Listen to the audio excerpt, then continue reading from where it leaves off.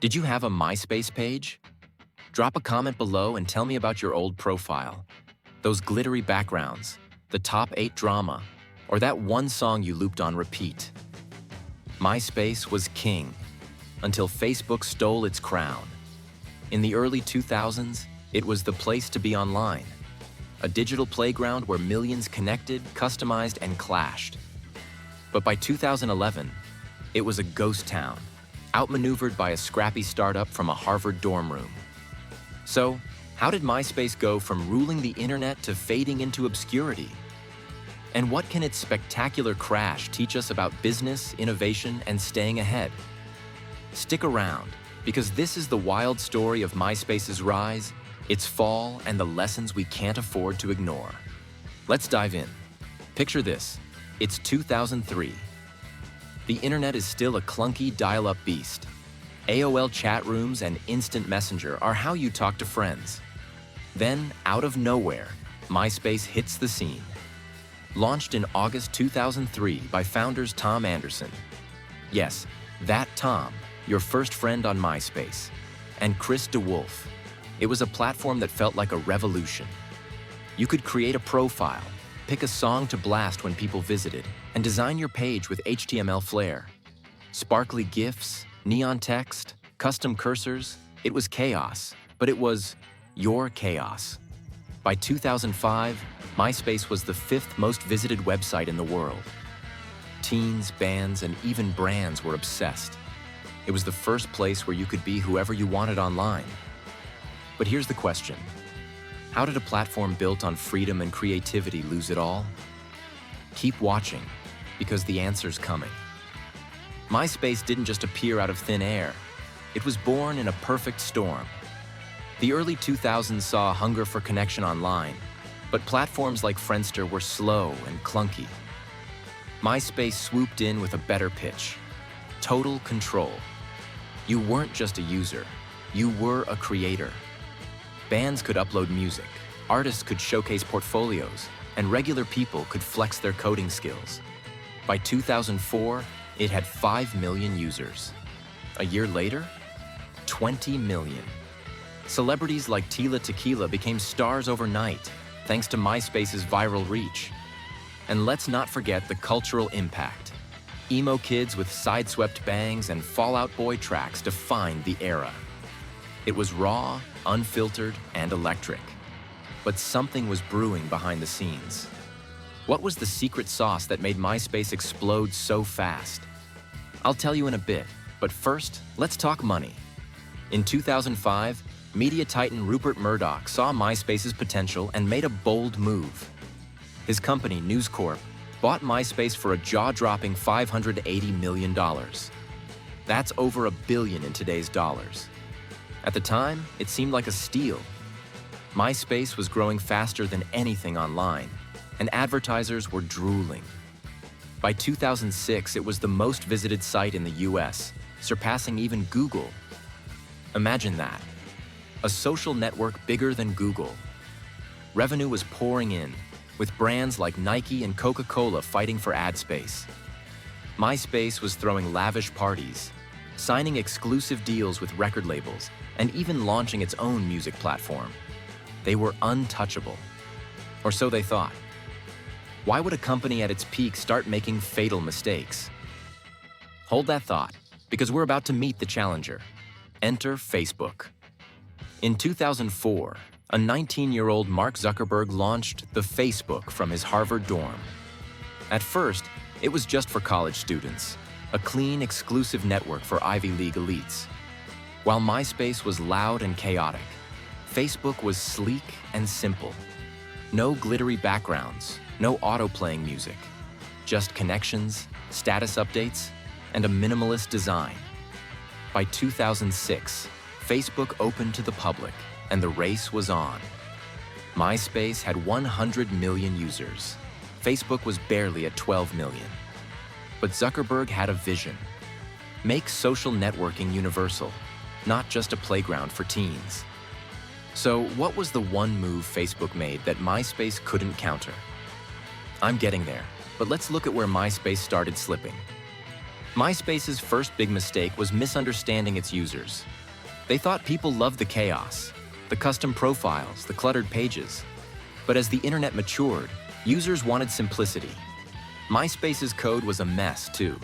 Because anyone could tweak their profile with HTML, pages loaded slowly, and glitches were common. Facebook, on the other hand, was fast and reliable. MySpace also got greedy. After News Corp took over, the focus shifted from user experience to profits. Ads were everywhere. Pop-ups, banners, you name it. Users felt like products, not people. By 2007, complaints were piling up. People were tired of slow load times and spammy ads. But here's the kicker. Why didn't MySpace fix these problems when they had the chance? The answer's coming, and it's a lesson every entrepreneur needs to hear. Let's pause for a second. Think about your old MySpace page.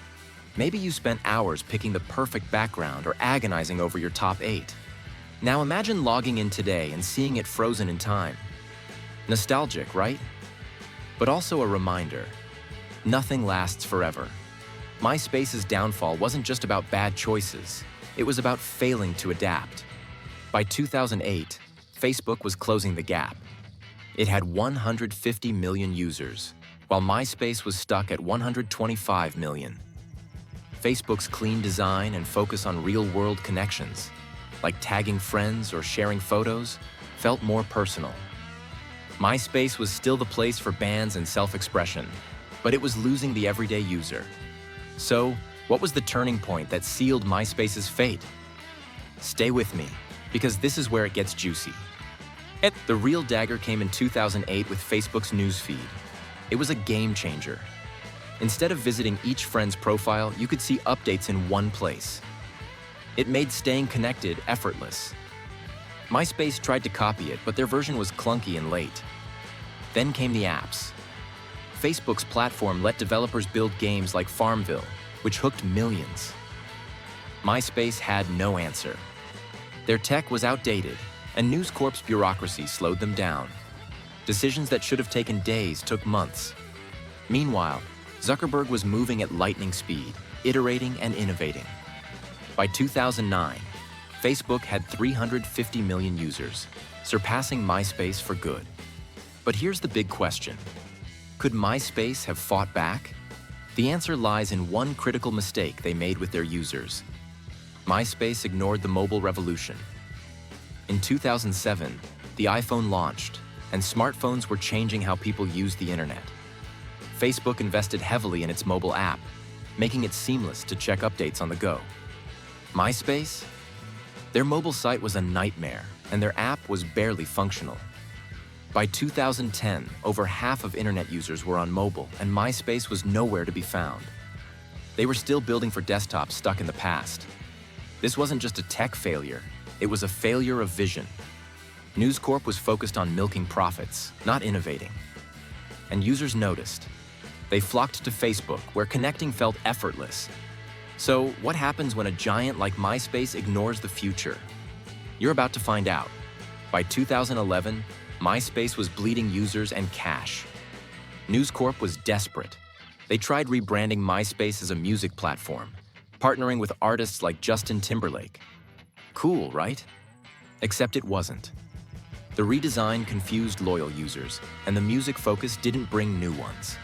In June 2011, News Corp sold MySpace for $35 million, a 94% loss from what they paid.